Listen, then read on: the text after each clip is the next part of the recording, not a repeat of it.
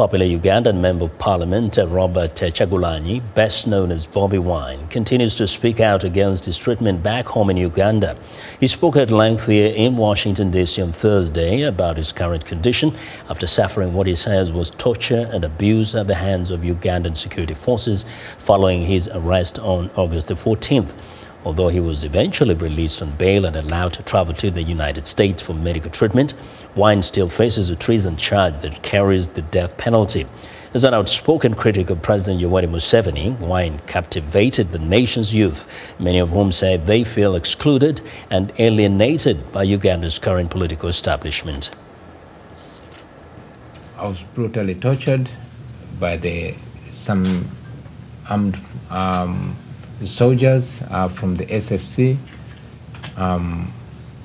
beaten, brutalized and abused, and later locked up in the military barracks.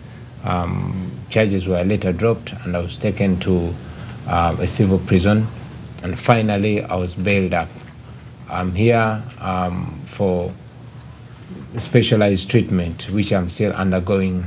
I am humbled to see that my brutalization has attracted the attention of my countrymen and women, and indeed the world over. But still I'm challenged because many other Ugandans go through the same or even worse brutalities.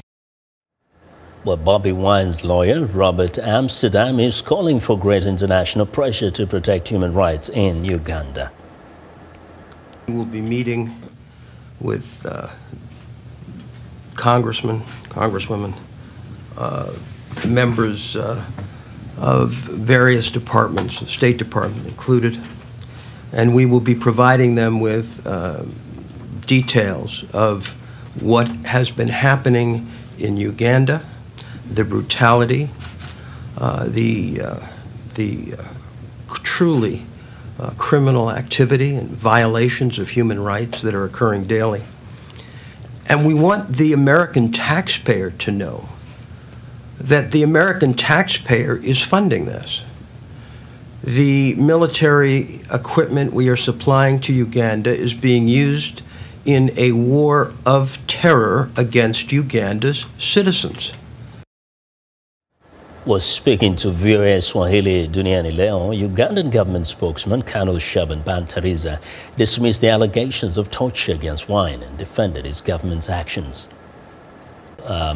Bobi Wine has vowed to return to Uganda and continue fighting what he says are the injustices of President Yoweri Museveni's regime. But the spokesperson of the government of Uganda says that the government of Uganda does respect the Constitution, and the Constitution applies to everyone, including Bobi Wine and even the President of the Republic of Uganda.